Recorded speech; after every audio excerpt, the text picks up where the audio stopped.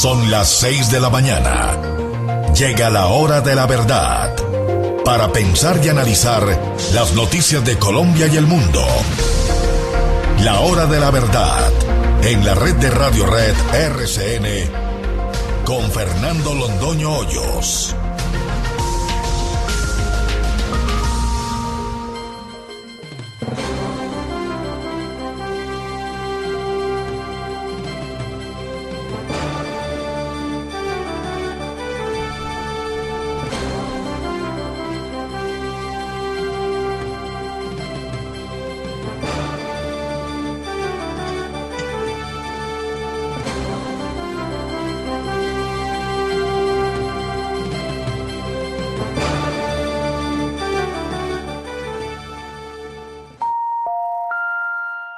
Fernando Londoño Hoyos hace noticia en la hora de la verdad con su equipo de periodistas. Transmite Radio Red de RCN todos los días de 6 a 10 de la mañana por 970 AM.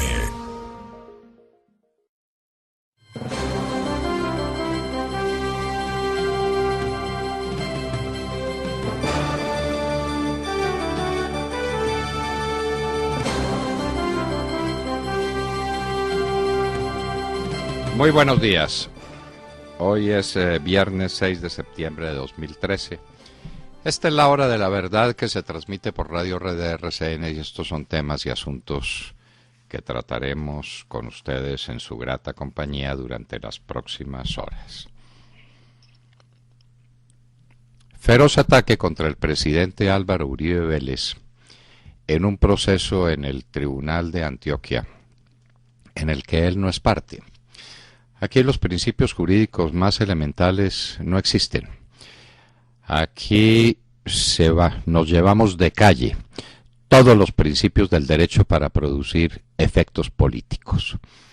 Lo que hay ahí es una vulgar persecución contra el presidente Uribe precisamente en el momento en que va a postularse como candidato al Senado de la República y que cuando se va a lanzar el candidato del uribismo a la presidencia de la República.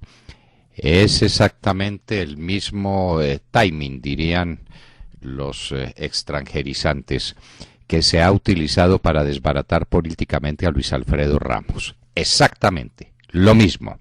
La justicia al servicio de la política, pero de la manera más vulgar. Ahora para un magistrado del Tribunal Superior de Medellín, el que el presidente tuviera relaciones con el general Rito Alejo del Río es una prueba de que es un paramilitar. Rito Alejo del Río es gloria de este país. Trabajó por este país como nadie ha trabajado por él. Pacificó Urabá y se lo condena por la muerte de un campesino que falleció o que fue supuestamente, porque nunca se encontró el cadáver, asesinado por paramilitares que estaban a 30 kilómetros de distancia por selva, de donde estaban las tropas más cercanas del general Rito Alejo del Río. Eso es todo lo que hay en su contra. Pero sin embargo, se viene ferozmente el Tribunal Superior de Medellín contra el presidente en un proceso en el que el presidente no es parte. En un proceso en el que no puede defenderse. Esto es a mansalva, con alevosía. Esto es un acto feroz de la justicia colombiana para hacer política y para hacer política de la manera más descarada. Aquí eso es lo que tenemos. Y por eso los colombianos rechazan con indignación a la justicia colombiana. Y por eso la tienen al nivel del prestigio que tienen los partidos políticos, es decir, de la nada, porque desprecian la justicia. Una justicia politizada, dedicada a estos actos infames. El presidente Uribe Vélez tiene como cualquiera derecho a defenderse. Y estos son actos que ocurrieron cuando era gobernador de Antioquia. ¿Dónde estaba el famoso magistrado ese que viene ahora a sentar cátedra en contra del presidente Uribe en un proceso del que el presidente Uribe no forma parte? ¿Dónde estaba ese magistrado desde hace tantos años? Rubén Darío Pinilla Cogollo, de la Sala de Justicia y Paz del Tribunal Superior de Medellín. Entonces aparecen los paramilitares, claro. Lo que no dice este Pinilla Cogollo es que el presidente Uribe obligó a los paramilitares a que entregaran las armas y como siguieran delinquiendo, los mandó extraditados a los Estados Unidos donde cumplen condenas. Y en el aeropuerto mismo prometieron venganza, juraron venganza. Son unos mentirosos, unos bandidos, unos asesinos de la peor laya, pero que le merecen plena credibilidad al magistrado, porque se trata de hacer política. Es la justicia al servicio de la política. ¿Cuánto tiempo más toleraremos esta administración de justicia? ¿Y cuándo sale la noticia? La noticia sale curiosamente en el mismo momento en que conocemos la noticia de que los diálogos con las FARC están perdidos, de que el presidente Santos tiene el más bajo nivel de popularidad que ha tenido presidente alguno en la historia de las encuestas serias que se han hecho en Colombia. Cuando todo esto pasa, entonces viene la noticia. La Sala de Justicia y Paz pedirá investigar al expresidente Uribe por paramilitarismo. Eso se llama fusilar por la espalda. Eso se llama fusilar mientras llega la orden. Colombia no puede aceptar que magistrados hagan leyendas, hagan mitos en lugar de hacer justicia. Esta es una infamia contra el presidente Álvaro Uribe Vélez, que es un proceso que ya viene. Lo que acaba de ocurrir contra el doctor Luis Alfredo Ramos es la verificación otra vez de ese tema. Luis Alfredo Ramos habló con Ernesto Báez, sí señor, como habló todo el Congreso de la República. Eso parece que se le escapa al magistrado Barceló, cuya historia también les contaremos a ustedes. Produce escalofrío, pero la contaremos, porque el país necesita saber quiénes son sus héroes y también quiénes son sus verdugos.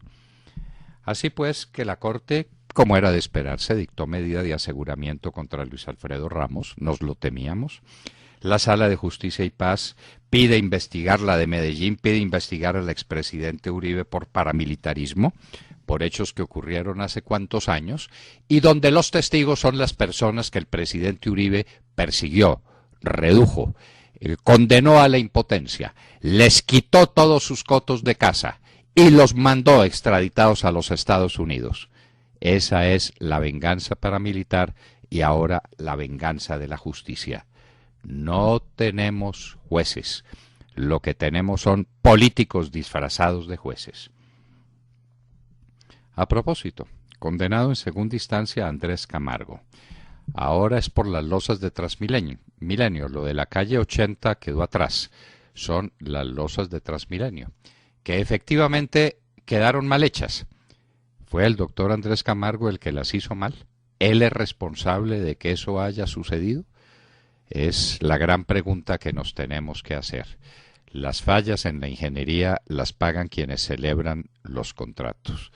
No son los ingenieros, no son los que diseñan, no son los que consiguen los materiales que sirven o que no sirven. Son ahora los directores del IDU. No se ha dicho nada sobre el alcalde de Bogotá. La responsabilidad para en Andrés Camargo. No sube hasta el doctor Peñalosa.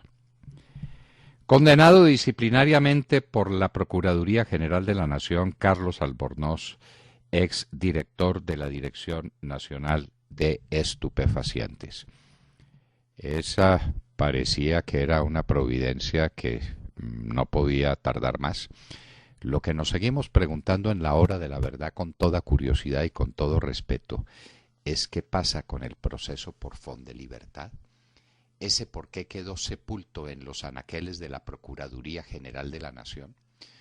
Le costó la persecución infame y la salida del país perseguido por la justicia a uno de nuestros compañeros. Y nadie dice una sola palabra sobre Fondelibertad. ¡Qué curioso! Están las pruebas de la contratación indebida. Están las pruebas de la celebración masiva de contratos el mismo día. Está la prueba de que esos tales recibieron mensualidades exactamente en el tiempo de la campaña para la presidencia de la República del doctor Santos Calderón. Y resulta que eso no avanza. Nadie dice nada. De manera que destacamos las noticias que sí avanzan, como la condena administrativa contra el doctor Albornoz, pero también tenemos que lamentar las noticias que no tenemos, es decir, los hechos que no avanzan o que nos den una explicación y que nos digan cómo se justifican los contratos de Fondelibertad y quedaremos satisfechos. Pero silencio, silencio no, el silencio es inaceptable. Absuelto Teodolindo Avendaño en caso de Yidis Política, con unos argumentos que uno no sabe si son los del juez o si son los que le da la gana presentar al periodista sobre la decisión del juez. No es fácil entender, pero en todo caso la sentencia es esa. Teodolindo ha sido liberado, ha salido de la cárcel, y entonces ¿en qué queda la Yidis Política? ¿Reducida a qué? Porque el tema central era Teodolindo Avendaño. El tinglado de la nueva farsa. Viajan a Cuba los congresistas emplazados por las FARC, porque allá las FARC les van a contar qué es lo que están haciendo y cuáles son sus puntos de vista sobre el famoso referendo, que avanza y avanza a paso muy cansino y con dificultades muy serias en el Congreso de la República. Es quitarle al referendo la posibilidad de que sea el único acto electoral que se cumpla en un determinado día, para que el pueblo sepa qué es lo que está haciendo, para que no tenga duda del compromiso que está asumiendo ante su conciencia y ante la patria con su voto. Lo quieren mezclar con otra elección para que los jurados de votación le pasen el tarjetoncito al ciudadano que se acerca a votar para una Cámara de Representantes y termina votando sin saberlo el referendo que quiere el gobierno que se vote. El gobierno y por supuesto Márquez y Santrich y sus compañeros. Bueno, y finalmente tuvimos gabinete. Y en el gabinete lo que hay son unas figuras nuevas, muy relativamente nuevas. Decirle a uno que el doctor Alfonso Gómez Méndez es la renovación de la política colombiana es decirle algo muy difícil de digerir. A propósito, recordaremos los vínculos del doctor Gómez Méndez con las FARC, porque esos vínculos son muy importantes ahora. El doctor Gómez Méndez sí que sabe de las FARC, porque las FARC hicieron política con él en el departamento del Tolima, tieso y parejo, y era un hombre energúmeno contra las fuerzas militares. De todo eso hablaremos, porque el presidente Santos ha hecho la peor de las elecciones posibles en esta materia, desde el punto de vista político, claro está. Y entonces el doctor Amílcar Acosta será ahora el ministro de Minas y Energía. Esa es una historia que también es digna de contar. Nadie tiene que cargar para siempre los pecados de su juventud. El doctor Amílcar Acosta fue bastante activo en ciertos disturbios de la Universidad de Antioquia. Después ha tenido dedicación y relación con el mundo de la energía, con el mundo del gas específicamente, y ha sido una persona que ha intervenido en los asuntos públicos del país en esa materia. No es un desconocido en el tema. Y el doctor Rubén Darío Lizarralde fue durante años, durante toda la vida útil que le recordamos, director de Indupalma. Ojalá tenga el carácter, la energía, la fuerza, la visión para enfrentar semejante tema que enfrenta. Tenemos de eso nuestras graves dudas. Los demás cambios son salticos dentro del propio gabinete.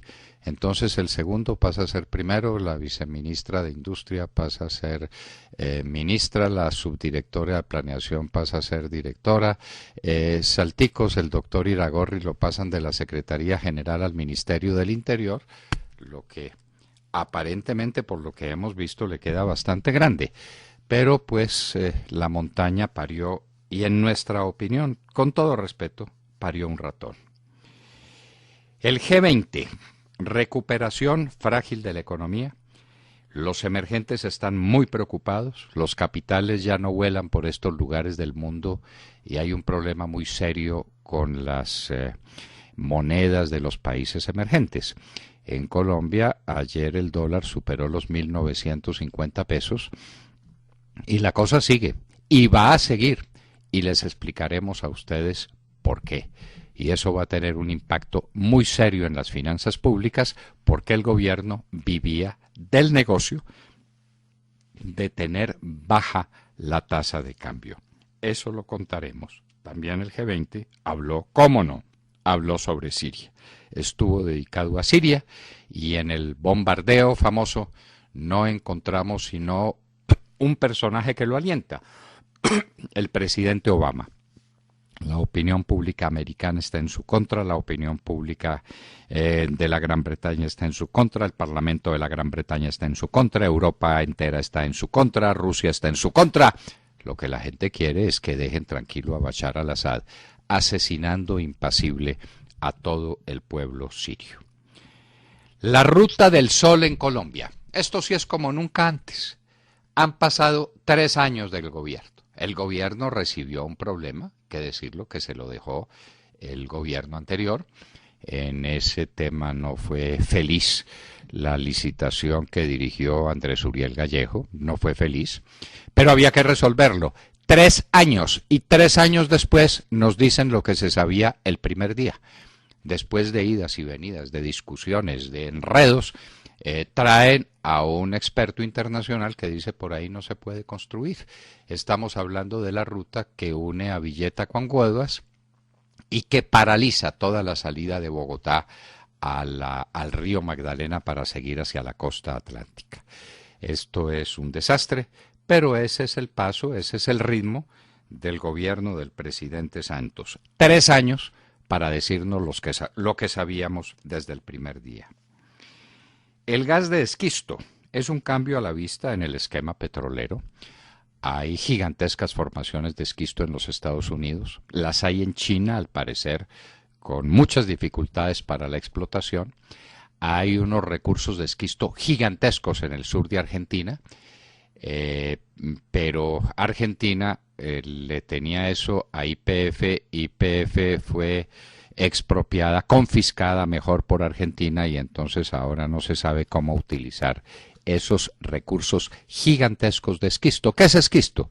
Un petróleo y un gas que se encuentra en condiciones muy difíciles para la tecnología de exploración tradicional, pero que ahora, con los recursos modernos, hace un replanteamiento de toda la situación energética del mundo. Yosemite.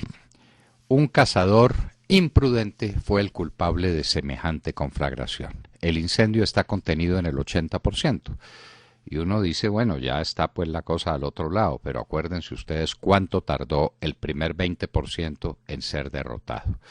Esta es una verdadera tragedia ambiental que la ha causado, miren ustedes, un cazador imprudente. En Egipto, el primer ministro Ibrahim salió milagrosamente ileso de un ataque que le hicieron con bombas. La situación es supremamente delicada. Los de la Hermandad Islámica dicen que ellos no pusieron la bomba, el ejército mucho menos. Total, la bomba no la puso nadie, pero Ibrahim escapó milagrosamente de ser asesinado. Kenia se retira del Estatuto de Roma. Sin embargo, la Corte Penal Internacional dice que continuará las investigaciones, especialmente contra el vicepresidente recientemente electo y a quien se le atribuyen delitos pavorosos de lesa humanidad. A propósito, hay un gran escándalo ahora porque están diciendo que la Corte Constitucional finalmente dijo en la sentencia sobre el marco jurídico para la paz lo que se le atribuía que no había dicho, pero sí lo había dicho. Está claro, a la luz de la Corte Constitucional, los acuerdos de paz con las FARC son imposibles. Hay que meter a la cárcel a los directivos, a los dirigentes de esa organización siniestra que cometieron delitos de lesa humanidad. Pero la silla vacía dice que eso no había dicho la Corte. Pues sí lo había dicho la Corte y nosotros lo sabíamos y nosotros se los dijimos a ustedes. Los grandes jefes de las FARC se van para la cárcel. Eso no tiene alternativa. Y como no están dispuestos a irse para la cárcel, lo de Cuba es lo que dijimos siempre, una pantomima. Eso ni va ni viene. Y hoy, 6 de septiembre del año de 1815, se produce uno de los más importantes documentos políticos que se escribieron nunca en América, la Carta de Jamaica del libertador Simón Bolívar. una profecía sobre lo que serían políticamente estas naciones una vez obtuvieran su libertad de España. Los regímenes a los que se someterían, la organización que se darían, las uniones entre los estados, las dificultades de establecer en ellos monarquías, los problemas republicanos, los problemas federales, un análisis político que recurre los siglos. 6 de septiembre de 1815, la Carta de Jamaica. De todo esto y de mucho más hablaremos con ustedes en las próximas horas, en la Hora de la Verdad. La Hora de la Verdad, con Fernando Londoño Hoyos, en Radio Red de RCN, Bogotá, 970 AM, Medellín, 710 AM, Cali, 1200 AM. Buenos días a todos. Bueno, pues con medio país paralizado y un desprestigio histórico en las encuestas, el presidente Juan Manuel Santos cambió su gabinete por fin en un intento de acercamiento, dicen, a una realidad nacional de la que ha estado alejadísimo, por no decir a años luz. Lo irónico es que este remezón, y digo remezón entre comillas, no parece ser la solución para un gobierno que cayó en picada en las encuestas y cuyos cambios, pues yo estoy de acuerdo con usted, parecen más cosméticos que estructurales y cuya obsesión yo veo que sigue siendo la mesa de negociación en La Habana. Y parece que los paros no le quitan mucho el sueño. Hay que decir que gran número de los nombramientos vienen del mismo gabinete. Usted me hacía caer en cuenta de eso. Vienen de viceministerios y de secretarías. Y las nuevas fichas, que en realidad son 3, pues no veo que garanticen el acercamiento a la realidad nacional que tanto dicen que necesita el gobierno. Si les parece, hacemos un análisis rápido de las nuevas figuras que llegan a un gobierno agonizante, sordo y mudo para el pueblo y pendiente siempre de la mesa en La Habana. Se fueron Fernando Carrillo en el Ministerio de Interior, Juan Gabriel Uribe en el Ministerio de Ambiente, Francisco Estupiñán, pobrecito, llevaba un mes, o sea, realmente no le dejaron hacer absolutamente nada, que se fue del Ministerio de Agricultura. Federico Rengifo deja Minas y Energía, Ruth Estela Correa deja el Ministerio de Justicia y Mauricio Santamaría también dejó Planeación Nacional. Nuevos ministros, bueno, pues tenemos a Aurelio Iragorri, que no es tan nuevo, entiendo que venía de la Secretaría, ¿no? O sea, que no es... No, viene de la Secretaría de la Presidencia. Viene de la Secretaría, no es nuevo. Que tiene y también, de quien... pues, rango ministerial. Claro, incluso ahora tienen más poder, ¿no? Sí. Pues sí, tiene más poder. Tenía más poder. Y menos antes. Responsabilidades. Y menos responsabilidades. Bueno, y el presidente, ¿saben lo que dijo de Aurelio Iragorri? Que tendrá como misión la búsqueda de la paz a través de los alcaldes y gobernadores. De modo que por eso yo les digo que persiste esa obsesión con la mesa de La Habana. Alfonso Gómez Méndez, a quien le encargaron la complicada labor de trabajar para el desarrollo normativo de los acuerdos de paz y colaborar en la construcción e implementación del modelo de justicia transicional. Estoy diciendo lo que dijo el presidente, ¿no? Nuevamente la obsesión por la paz y lo que usted dice, si esto es renovación de la política, pues bueno, da para reírse, porque Alfonso Gómez Méndez de renovación no tiene nada. El ministro de Agricultura, Rubén Darío Lizarralde, encargado, según el presidente, de liderar el pacto agrario y poner en marcha las reformas que se han acordado en La Habana en materia de desarrollo rural. Ministro de Minas y Energía, Amílcar Acosta, y bueno, y son muchos más que son los que vienen de viceministerios. Pero bueno, yo creo que se nos acorta el tiempo y yo lo resumiría diciendo lo que usted dijo, esa frase que es un poco dura, pero muy cierta. Parió la montaña y parió un ratón. Y mientras la montaña paría, yo quiero contarles que se frustró la reunión para desbloquear varias vías. Continúan los bloqueos en los departamentos de Caquetá, Huila y Putumayo. También hay bloqueos en la antigua vía Bogotá-Villavicencio a la altura del sector de Buenavista. De modo que este efecto distractor yo no creo que dé para mucho, porque los bloqueos son graves y amenazan de verdad con continuar indefinidamente. Y entonces, ¿cómo es el equipo negociador? Porque salió Carrillo, pero quedó su compañero Iragorri. que todavía está Sí. pendiente de darnos muestra de su talento, de su capacidad oratoria, de sus condiciones fundamentales de hombre de Estado. Es un hombre simpático, es un hombre amable, es un hombre querido y que se hace querer, pero ¿dónde está su real capacidad política? Ahí estaba metido de lleno en esas conversaciones y no le había ido bien, no le había ido bien, pero ahora queda como ministro del Interior.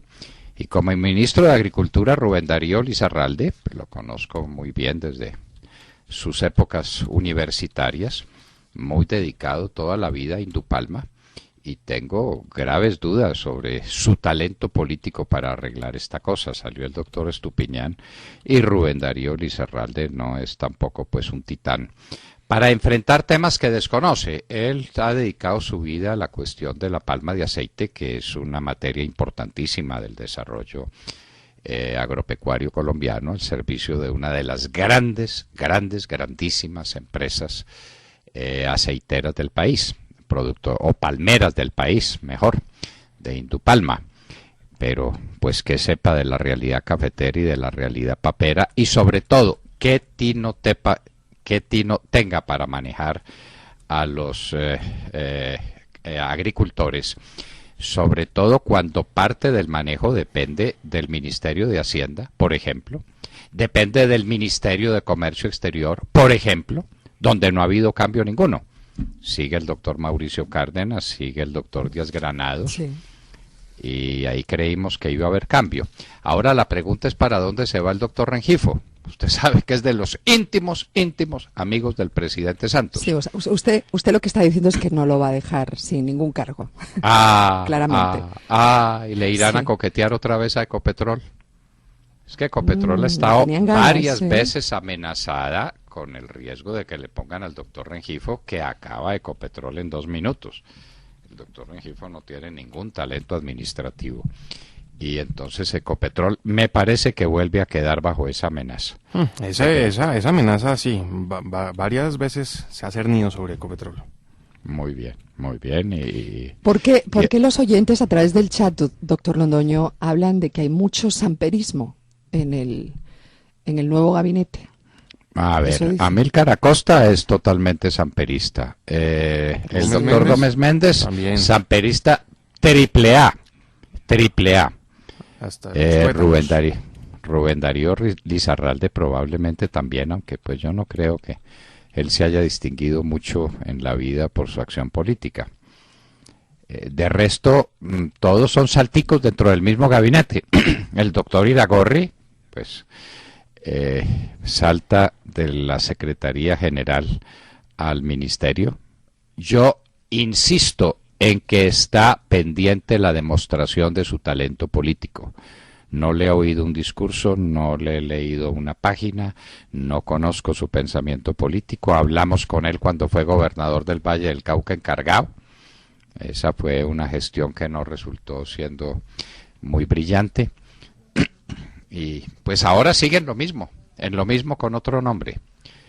Sí. De manera pues que samperismo, sí, desde luego, samperismo puro.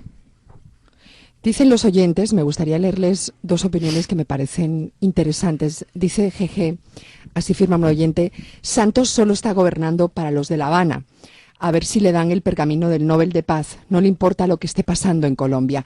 Y de hecho, en el discurso, este oyente tiene mucha razón, hacía referencias a estos ministros que acabo de leerles, a la misión de estos ministros, y hablaba insistentemente del tema de la paz. Y Fantasma, otro oyente, dice, es un gabinete politiquero para la reelección, no para resolver la crisis económica y del agro. Esa es la opinión de algunos de nuestros oyentes a través del chat. Bueno, y como hay que recordar la historia para no repetirla, al oído recordaremos unas declaraciones que pasamos por aquí, por las ondas de La Hora de la Verdad, por 970M, cuando era Radio Super todavía, no ahora cuando es Radio Red, pero unas declaraciones muy claras que nos decían que el segundo renglón a la Cámara de Alfonso Gómez Méndez era miembro activo de las FARC, pero no simpatizante, no miliciano, no, de camuflado. Luego Gómez Méndez conoce bien las FARC, pues porque formó parte de ellas, porque estuvo con ellas, porque su segundo de a bordo era de camuflado. Y habrá que recordar también la actuación que tuvo Gómez Méndez con ocasión del Palacio de Justicia en el año 85. Eso lo tenemos que revisar y lo tenemos que recordar, porque me parece que este no va a ser un mensaje grato para las fuerzas militares. No lo va a ser. Bueno, No. en todo caso, la montaña parió un ratón. Sergio Gel. Doctor Londoño, muy buenos días para usted, para todos nuestros oyentes. Veo que están bien sentados, porque necesitamos que estén bien sentados, porque llega la información del DANE. Y nos llega una información con respecto a la industria por regiones, una información que queremos analizar con mucho cuidado, pues según el último reporte del DANE, a la producción industrial por regiones le fue muy bien. Eso en el segundo trimestre del año. Esta es una situación que contradice abiertamente no solo los angustiosos llamados que se han hecho desde varios sectores de la industria en todo el país, sino también una información que contradice las mismas cifras presentadas por el DANE a través de los reportes de la muestra mensual manufacturera, la que se hace a nivel nacional, y me refiero, doctor Londoño, a las cifras presentadas en esa medición en los meses de abril, mayo y junio, meses del segundo trimestre en el cual 2 meses presentaron variaciones negativas. En junio, la muestra mensual manufacturera daba cuenta de una caída de 5,5% en la producción industrial, y en mayo se registraba también una caída del 3,1% en la producción manufacturera nacional. Abril había registrado un alza del 8,4% para la industria. Pues anoche salió el reporte de la muestra trimestral manufacturera por regiones para el segundo trimestre del año. Es un reporte que va en contravía del panorama general del país, presentado también por el DANE, pues según el Departamento Administrativo Nacional de Estadística, la única región en la que cayó la producción industrial fue la de Bogotá, con una disminución de 0,4%, mientras que en Medellín y su área metropolitana se registró un aumento del 3,6%, en la región de Cali, Jumbo y Jamundí un aumento del 2,4%, la región de Barranquilla, Soledad, Malambo, Cartagena y Santa Marta en la costa un aumento del 4,4% y en el eje cafetero un aumento del 7,4%. Los Santanderes también presentan un aumento en la producción industrial de 7,3%, según lo dice el DANE, para el segundo trimestre del año. Definitivamente, doctor Londoño, no nos explicamos de dónde salen esas cifras del DANE, porque, de nuevo, la producción industrial del país, a pesar del aumento de la producción en abril, que fue un aumento del 8,4%, cayó en los meses de mayo en 3,1% y en junio en 5,5%. Y llega otro dato del DANE, doctor Londoño, la cifra de la inflación para el mes de agosto.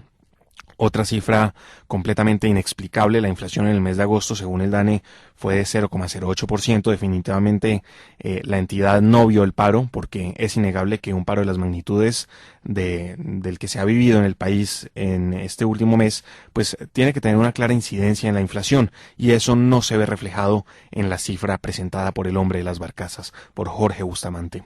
Para terminar, doctor Londoño, otra cifra, esta no nos llega del DANE, nos llega del Ministerio de Minas y Energía, la de la producción petrolera del país, una producción que, según el ministerio, alcanzó el 1.031.000 barriles en el mes de agosto. En julio, la producción petrolera alcanzaba el 1.020.000 barriles. Son cifras, doctor Londoño, con las que también saludamos esta mañana de viernes y nos tenemos fino porque no nos cuadran mucho. Bueno, tenemos que llegar a una conclusión. Que vivan los paros. Hay que poner al país en paro. Con el país en paro, ¿qué pasa? Crece la producción industrial, no hay inflación, crece el empleo. Pero lo que tenemos que hacer es vivir en paro. Sí, el papel lo aguanta todo, ¿no? El papel lo aguanta todo. No, el papel lo... pero ¿y cuál es la lógica entonces? Inflación no existe. Producción industrial al alza. Producción petrolera la más alta de la historia. Pues que vivan los paros. Entonces, esto es milagroso, definitivamente es milagroso. El hombre de las barcazas hace milagros económicos que no hizo Adenauer con el profesor Erhard en Alemania. El milagro colombiano. Mientras más paro hay, el país más produce, más empleos genera, menos inflación tiene. La vida es un soplo y la vida es maravillosa. ¿Será eso lo que sienten todos los colombianos? ¿Será por eso que sacaron en la encuesta o en los resultados de la encuesta de Inbamer Gallup que este es el presidente más desprestigiado que hemos tenido y que toda su gestión es mala? Ahora el DANE nos dice que todo es buena. Definitivamente el hombre de las barcazas es un prodigio. Lo llamamos el hombre de las barcazas, les queremos recordar, porque él era el hombre clave en el tema energético cuando vino el corte de energía que se produjo en Colombia en el gobierno del presidente César Gaviria. Sí, señor. Y se le encomendó el manejo de la situación energética y entonces contrató unas barcazas gigantescas para que produjeran energía. Nunca produjo un kilovatio, nunca. Y por eso se cayó caído. Y pasó el tiempo y apareció de director del DANE. Premiado. Como Años después premiado. Premiado, pero y como director del DANE ha hecho verdaderos milagros. Todo en contravía de la realidad más palpable y más inconcusa. Bueno, pero en fin, entonces ya sabemos, tampoco hubo inflación, creció el empleo, disminuyeron los costos de vida para los colombianos, creció la producción industrial. Hay que seguir organizando paros para que este país progrese. Esa es la lección que dejan las cifras del DANE. Jessica López. Hola, buenos días para todos, 6:38 en la mañana. Yo les cuento que en asuntos internacionales hoy le vamos a seguir la pista al G20 que se desarrolla en Rusia, contándole en primer lugar a nuestros oyentes que los presidentes de las naciones más poderosas del mundo aún continúan divididos en lo que tiene que ver con la intervención en Siria. A esta hora los periodistas que cubren este evento aseguran a través de sus cuentas en Twitter que los presidentes y los ministros de Relaciones Exteriores presentes en Rusia intensifican en este preciso momento sus contactos en un intento por evitar un ataque militar contra Siria liderado por los Estados Unidos. Esta mañana veíamos como el canciller de Rusia, Sergei Lavrov, cuyo país, como lo hemos venido diciendo aquí, es el principal aliado del régimen de Bashar al-Assad, decidió emprender una ronda de encuentros bilaterales con sus homólogos de China, Canadá, Francia y Turquía, con el fin, por supuesto, de convencerlos de solucionar la situación de ese país árabe por medio del diálogo, dejando obviamente de lado la idea de intervención promovida por el presidente Obama. Ban Ki-moon, el secretario general de la ONU, quien también se encuentra en esta cumbre del G20, ha sostenido hoy encuentros con la canciller de Alemania, Angela Merkel, con el presidente de Francia, François Hollande, y con el enviado especial de la ONU para Siria, Dr. Brahimi. En estas reuniones, el señor Ban Ki-moon ha reiterado que una acción armada contra Siria solo agravaría la situación humanitaria en ese país y ha señalado, por otra parte, que la única vía es convocar cuanto antes una conferencia de paz en Ginebra. Finalizamos diciendo que mientras en Roma el Papa Francisco hoy reitera su llamado a acabar con la inútil búsqueda de una solución militar en Siria, lo que queda claro es que la opinión del mundo, la opinión de la comunidad internacional está completamente dividida en lo que tiene que ver con esta guerra. El presidente Obama continúa chocando con una creciente oposición y esto, por supuesto, se ha hecho evidente en esta cumbre del G20. Es que estas decisiones se toman, o es mejor no tomarlas. Una decisión de esta magnitud, discutida, analizada. A nadie le gusta que exploten bombas, ni que tiren misiles. A nadie le gusta. Eso es muy feo y eso es muy maluco. Entonces la gente dice, no, mejor conversemos, que es lo que dice el Papa Francisco. Su excelencia, su santidad, con todo respeto, el cariño, la devoción que le tenemos, váyase para Siria y converse. Mande un nuncio y converse con el señor Bashar al-Assad. Su santidad, 6 millones de sirios han perdido sus casas, 6 millones. Van más de 100.000 personas asesinadas.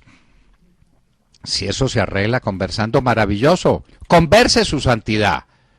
Pero la recomendación es que conversen, pero que no hagan lo que tienen que hacer, que es castigar a un régimen impiadoso, a un régimen brutal que está liquidando a Siria y que está liquidando a los sirios, con el respaldo de Rusia que le vende las armas. Entonces, conversen pues, sigan conversando. Pero el presidente Obama, que no tiene carácter, que no es un líder, que no tiene autonomía para tomar las grandes decisiones, tomó en este caso la peor de todas las imaginables, que es no intervenir militarmente sino pidiendo permiso. Entonces le pide permiso al Congreso, le pide permiso al Senado, a la Cámara, le pide permiso a Europa, le pide permiso a Rusia, le pide permiso al mundo, pues todo el mundo se lo niega. Y entonces una de dos, o se lanza por su cuenta y riesgo a una aventura militar sin respaldo de nadie, o deja de hacerlo y queda como un pobre infeliz. Es el peor momento del señor Obama en su